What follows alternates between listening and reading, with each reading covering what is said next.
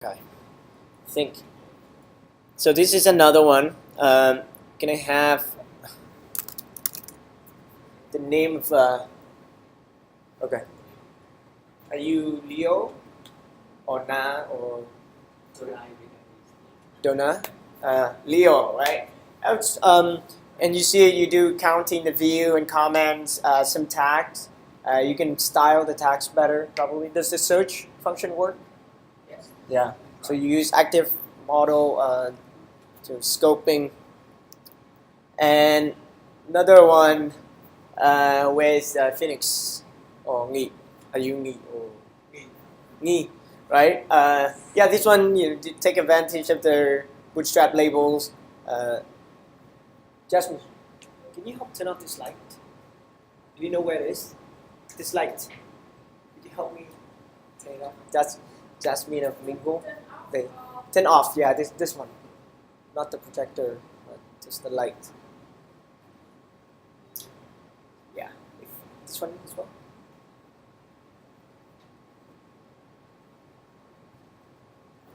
It's a game. They have a lot. Wow. Okay. Almost. Keep going. I want that one off as well. All right. So here, what are some good things you can see on this page? Can someone tell me? What are some good features? Okay, created, updated, add in there. Number of views. What else? The tags. Are you using the CSS right for it? Anything else? There's one more you can't see here, but of course, responsive. You resize, and then the menu collapses into the hamburger menu. This is Ming, or how do you go? Like, what should people call you, Alex? Yes.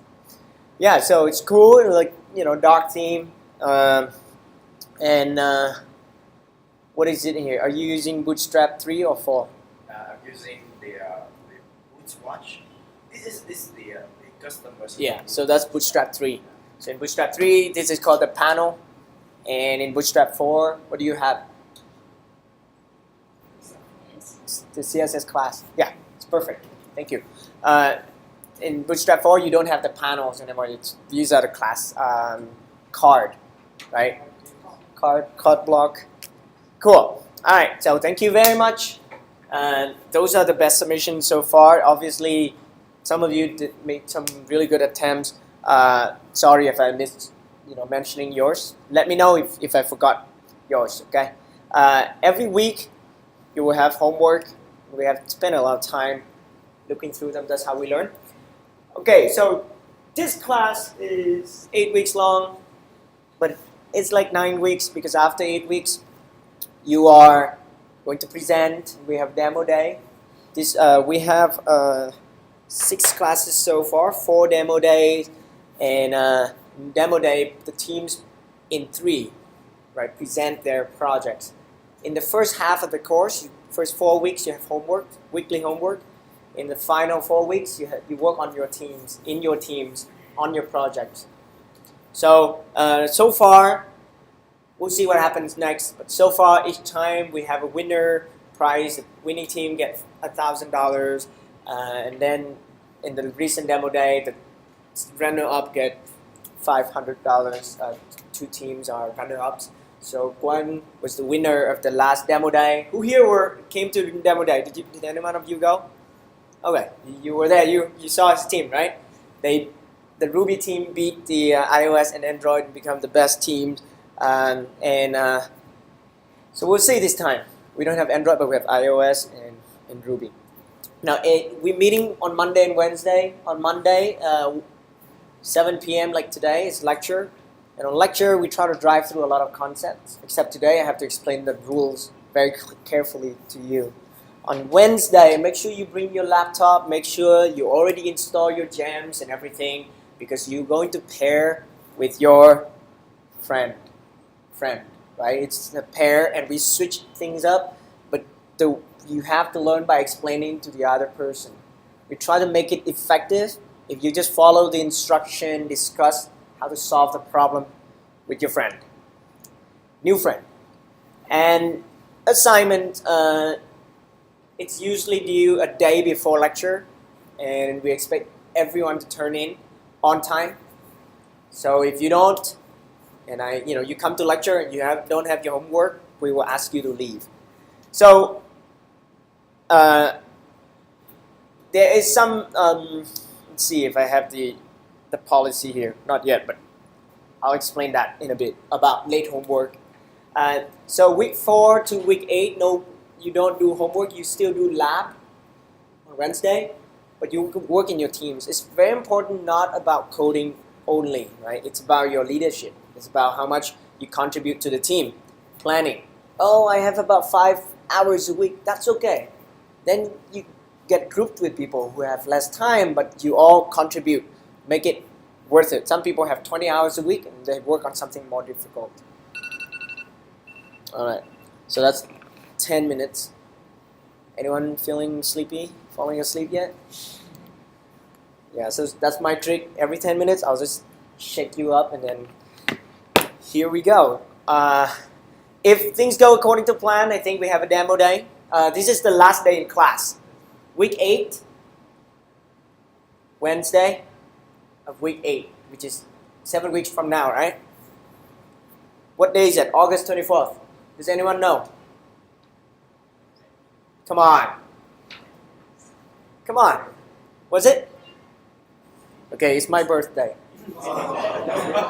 So don't screw up.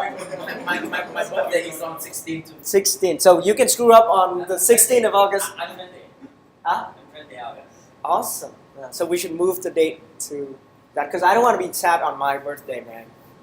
When I see my teams go up and they're like, oh yeah, we didn't do it. It's not interesting. I'm like, okay, okay, public demo day, maybe a few days after that. But in the last one, Gwen's team presented in front of 500 people. A lot of them are engineers. So now, class rules, right? If there's any slide you should remember, it's this one. The rest you can learn slowly. But this one, basically, please come to class, right? The reason why we're not teaching online is because it's a sense of coming to class, contributing to class, sharing is learning, explaining is learning. So it's accountability, right? You're responsible for learning. And now we can give you 2 excuse absences. What does it mean? What is an excuse absent? Me.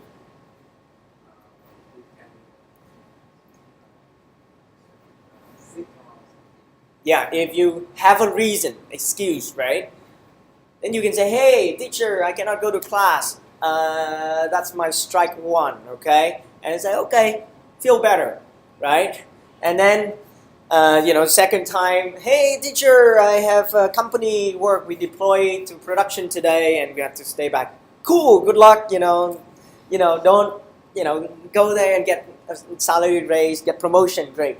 And then the third time, hey, teacher, I have to go on a date with my girlfriend. I was like, awesome, now you can go forever, I don't care. Yeah, so just try your best, right? Life and death situation, anything, just 2 excuses. Let's respect one another. Try to be on time. We pick the location to be central. Last time we did an experiment. The last Ruby class, I taught at RMIT, very far for Kang, and some people in Guan probably very far too. Yeah, but everyone made it. It was amazing. It was one of the, it was my best classes. It's great. But of course, now it's more central. I don't want to do that because many people feel really stressed that they have to travel 45 minutes to class. All right, so let's be honest, right? Coding is like writing. You can pretty much just copy and paste anything from the internet. If you write and you copy things from the internet, you're in trouble, right? You write an essay because the software can detect that. If you write code, you may think it's harder. But if you're coding the homework, we've seen a lot of code. We see this and we know someone copied from someone. So we discovered that before, and we hopefully think that everyone just make sure you think, okay, if I copy some code somewhere, it's explain it or really understand it, right? You can just treat learning as something we can only learn if we make a lot of mistakes, right? So there's no need for copying some perfect code. All right. So this slide is the second most important slide, right? Okay. It sounds crazy because we have a lot of people in the class. So I want to scare some of you off, so we have a smaller group, so it's easier to study. So how to get help? And Facebook group is when you want to share something that you want people to click like on. It's like some cool stuff, some posts. Oh, Ruby on Rails just got released. 5.0 got released. Or you can just bug report, screenshot. Feel free to use Facebook group for anything, right?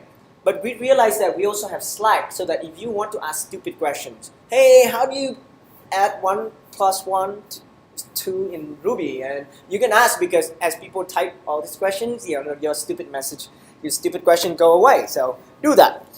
You can also ask in class, because no questions are stupid in class. So just raise your hand. Hey, I'm sleepy. Can I try this question? Like, what is 2 to the power of 10, right? And you can also email us.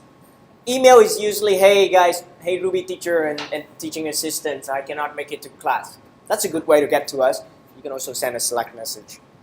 We have it there just in case. No one uses email for asking help anymore. Usually for saying, hey, I'm sorry, I cannot join the class anymore. So if I need to get people who can't participate in the class anymore, I just search for all the people who email ruby@codeschool.vn. All right, so here are some tips. Ruby homework's not perfect. We will keep working on it, but right now we just released, Rails just released 5.0. So a ton of stuff is going to be outdated and we have to update. So anything that's wrong, report, and I will take the blame for that. Start homework early, so if you run into problems, you can share. If you start homework, when is the homework due? A day before class, so yes, Sunday. And if you start on Sunday morning, usually you've screwed, right? So basically, you might run into some problems, some internet, and then you're like, okay, what's going on? And then you hate yourself and you think that learning is better if you learn online later. Hey, I'm just going to visit the class website and I learn online later. That will never happen. We all know that. Like, when you come to class, view it as the time for you to take in. So if you leave and most of the things I say don't make sense, something is really wrong with me or something is really wrong with you. So, could be both. But let's try to fix it, right? Help me deliver the content better. Breadth first approach. Does anyone know this? Can someone guess why I recommend this breadth first approach? So it just means, let's say, if we give you like 5 features, hey, these are required tasks and these are optional tasks. Don't just work on one feature and make this prettier. That's depth first, right? But you want breadth first, you cover more, you can put the tick in there, and then the extra hours, you work on making things better, right? So work together. Feel free to ask questions on Slack, help each other out, pasting a screenshot, pointing your GitHub repo, sharing, copying, whatever you want, as long as you understand all of that, right? So do the optionals. Usually the required ones are just really basic, so do them. It takes you maybe 5 hours, but how many times do we see each other in class a week? 2 times. 2 times. And how many hours? Like 4 hours. Yeah, so we say that, hey, you may have to spend 16 hours at home. But it's really doable. It's only 8 weeks, so it's okay. If your girlfriend hates you after 8 weeks, they will love you again. So, and boyfriend, and everyone. So do the optionals. Try it. Okay. Yeah. All right. So welcome to Rails. Technically, let's see. Who here has used Ruby for more than 3 months? Can you raise your hand? Okay, there's one. More than 3 months? More than 6 months? How long? Almost 2 years. Why are you here? Just kidding. It's good. It's still difficult. So, in our heads, we actually think the goal is like wherever you are, in this class, you're gonna jump a lot higher. So even you start out very inexperienced with programming, but we think you have enough, you jump a little bit high, and that's still pretty good. And for those who are like here, where you've done a lot of object-oriented programming, a ton of web programming, you can jump this way. It's really up to you. So I was just saying that for fun, but that's cool. I'll cover a little bit of Ruby if you guys don't mind. And so why Ruby on Rails? Back to my lecture notes. Where's that? Can you guys all access this? I'm not going to spend time discussing the goods and the bad, all the philosophies. So you can read here, right? Why Ruby on Rails? Let's just take a look pretty quickly. It's just one of the languages that make people really happy to write code in. When I used Ruby in 2007, it was just amazing. It felt great. It was Ruby on Rails, Rails 1.2.1 and then 0.6, and then you keep upgrading it over time. All right, anyone sleepy yet? We're talking about the fun part right here. So that's when GitHub was about to happen, right? And the guys who wrote GitHub, they were not really programmers. There's like one guy was an English major, and this, as people build stuff on the web, people love it so much that more people use Ruby and learn a lot about it, and GitHub became popular. And then the Ruby community used Git, open source, and it really helped the GitHub movement until 2010 was extremely hot, 11, and then that's when Node.js became popular. And 2012 is when people really like, hey, I can write all these packages in Node.js, put it on npm, and then people reinvent all these other frameworks, right? Web frameworks on top of Express.js. Now, the problem is that people loved Ruby, but after many years, people build really big apps. They realize that, oh my God, this is really hard to maintain. It's hard to upgrade from Ruby Rails 2.0 to 3.0. That was a nightmare for most companies. The bigger you are, the more problems you have. And then things get really slow because it does use a lot of memory. And then people increase the server got cheap, so people happily do it. But then by 2013, people talk about, hey, let's just separate things into smaller components. Maybe let's do multi tenants. But maybe multi-instance app. Multi-tenants like one app but handle a ton of user base, right? But multi-instances, you decide to divide them.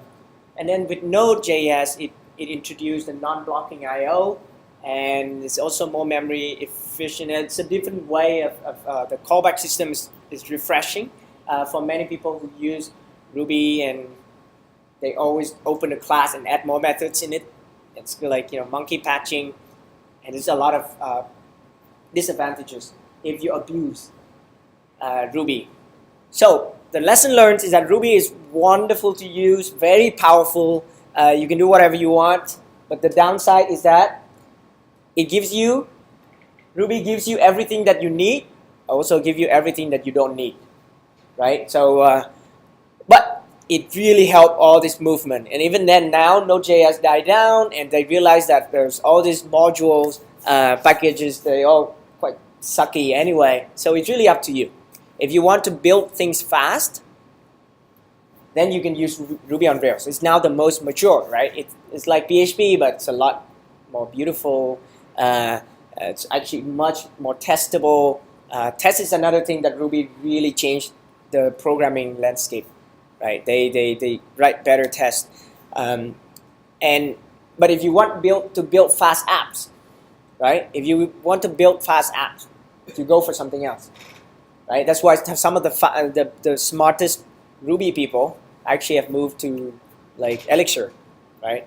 They use Elixir as the language that looks like Ruby, but it's on top of Erlang, and then they realize that they can make things 100 times faster because they can handle more I/O much better, more connection at the same time. Parallel concurrency handling is much better. But we're not there. I say this so we know the disadvantages of Ruby, but it does make you a much better programming engineer, programmer, if you learn Ruby the right way. So let's all pretend Ruby is our favorite language for 8 weeks. After 8 weeks, some of you will still love it, and some of you, will maybe, find a new language that you like better, such as Swift when you take the iOS class. All right, so have a read. Let's just, I'm going to cover Ruby a little bit. I think this is a really ugly slides over here. So let's